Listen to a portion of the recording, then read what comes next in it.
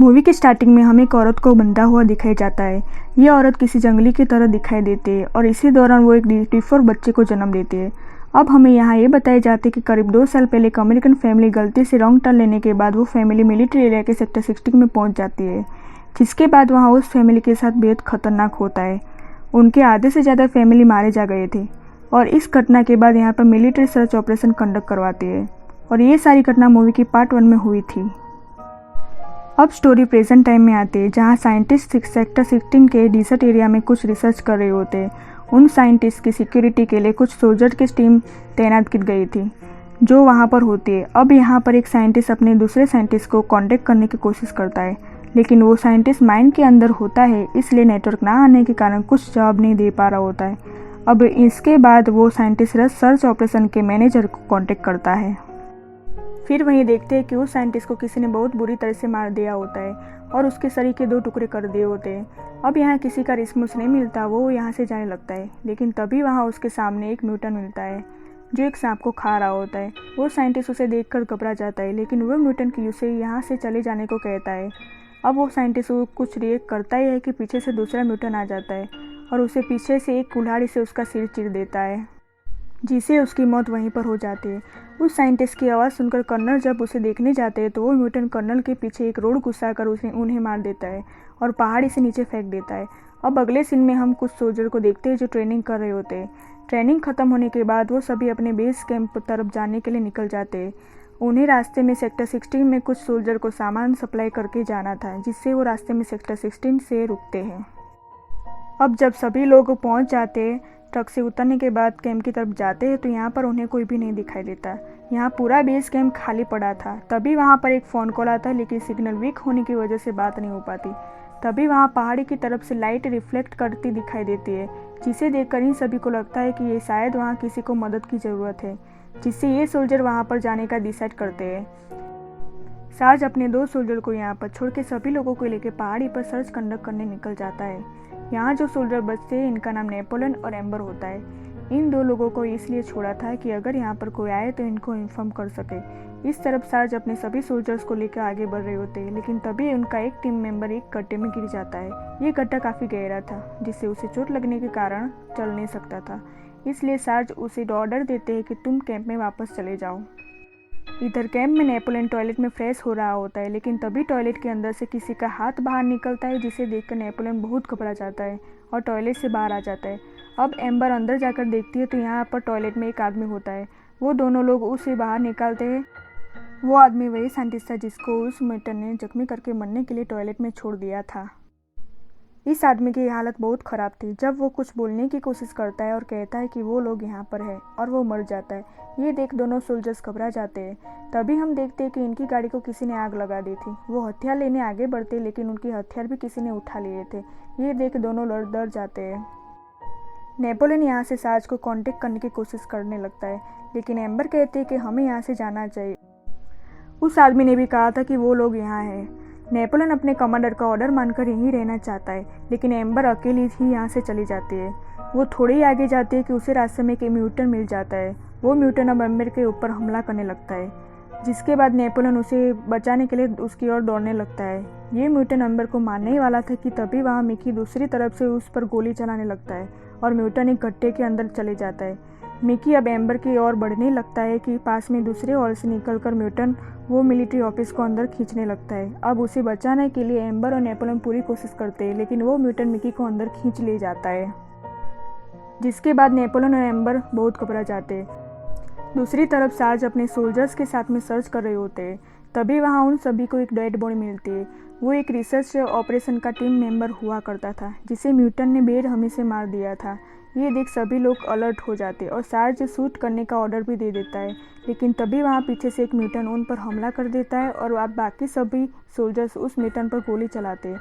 Mutant तो बच जाता है, लेकिन गोली चलाते समय सार्ज वहाँ सामने आ जाते हैं और सार्ज को गोली लग जाती है। काफ़ी ज़्यादा गोली लग जाने की वजह से उनकी वहीं पर मौत हो जाती है। अब उसी दौरान वहाँ पर एम्बर और नेपोलियन भी पहुँच जाते। दोनों लोग अपने साथ में हुई घटना के बारे में बताते, जिससे वो लोग समझ जाते हैं कि वो सभी बड़ी मुसीबत में फंस गए। अब बाहर जाने के लिए ना गाड़ी है, ना कांटेक्ट करने के लिए डिवाइस फ़ोन। इन सभी को जिंदा बच के जाना था। अब सभी सोल्जर्स नीचे जाने की प्लानिंग करते हैं, लेकिन वो सभी सोल्जर्स साज की बॉडी को भी साथ में ले जाने चाहते थे। वो लोग ऊंचाई पर होते हैं, इसलिए नीचे जाने के लिए रस्सी की मदद से नीचे जाने की प्लानिंग करते हैं। उनमें से एक सोल्जर साज की बॉडी को लाद कर नीचे जाने लगता है। ऊपर बाकी सोल्जर्स रस्सी के दूसरे हिस्से को पकड़े हुए हैं, लेकिन तभी अचानक रस्सी टूट जाती है और ऊंचाई से गिरने की वजह से उस सोल्जर की भी मौत हो जाती है। अब बाकी सोल्जर्स उस सोल्जर पर गुस्सा करते हैं जिसे इस रस्सी को बांधा था, लेकिन तभी यहाँ पता चलता है कि रस्सी की नोक यहाँ खुली नहीं थी, किसी ने उसे काटा था। ये सभी लोग समझ जाते कि उन्हें कोई मारना चाहता है। ये सभी लोग अपने आप को बचाकर नीचे उतर रहे होते। तभी उन्हें रास्ते में एक सोल्जर दिखाई देता है जो कि बहुत बुरी तरह से घायल था।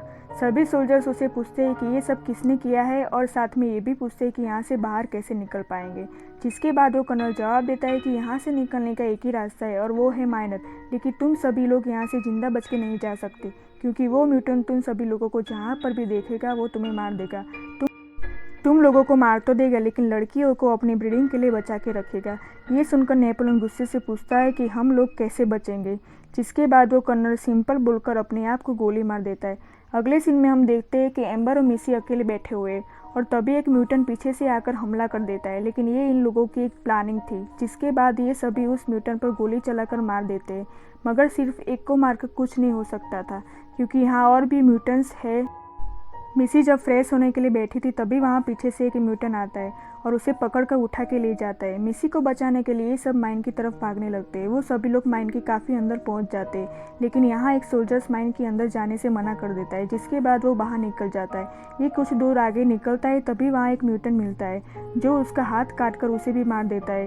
दूसरी तरफ सभी सोल्जर्स माइन में आगे बढ़ने लगते हैं। तभी नेपोलियन और एम्बर एक जगह पानी में गिर जाते हैं। यहाँ दोनों बाकी लोगों से अलग हो चुके थे। दूसरे सीन में मिसी को एक म्यूटेंट ने पकड़ा हुआ होता है, जिसके बाद वो म्यूटेंट उसे एक सीक्रेट रूम में ले जाता है। इसके बाद वो म्यूटेंट मिसी के साथ जबरदस्ती करके उसे इंटीमेट होने की कोशिश करता है, लेकिन मिसी उसकी जीभ काट लेती है। यहाँ दूसरा म्यूटेंट भी आ जाता है जो उसके साथ जबरदस्ती करने की कोशिश करता है। तभी बाकी सोल्जर्स भी यहाँ पहुँच जाते हैं। अब यहाँ पर वो पहले वाला म्यूटेंट उन दोनों पर हमला करने लगता है, लेकिन नेपोलियन उस पर एक पत्थर से हमला करता है जिससे उसकी मौत हो जाती है। अब तभी वहाँ दूसरा म्यूटेंट आता है जो आँख से अंधा था। वो इन दोनों को महसूस करके इनकी ओर बढ़ता है, लेकिन एम्बर और नेपोलियन उससे बचने के चक्कर में एक बेसमेंट में गिर जाते हैं। इस जगह एक और म्यूटेंट पहले से मौजूद था और उसका नाम था हंसिल, जिसको हमने मूवी की शुरुआत में देखा था। हंसिल एक गुड म्यूटेंट है जो इन दोनों को कहता है कि तुम यहाँ पर सेफ हो। अब इधर बाकी सोल्जर्स भी आ रहे होते हैं, जिसको देखकर वो अंधा म्यूटेंट इन सब पर फायर करने लगता है, लेकिन वो सोल्जर्स उस अंधे म्यूटेंट को मार देता है।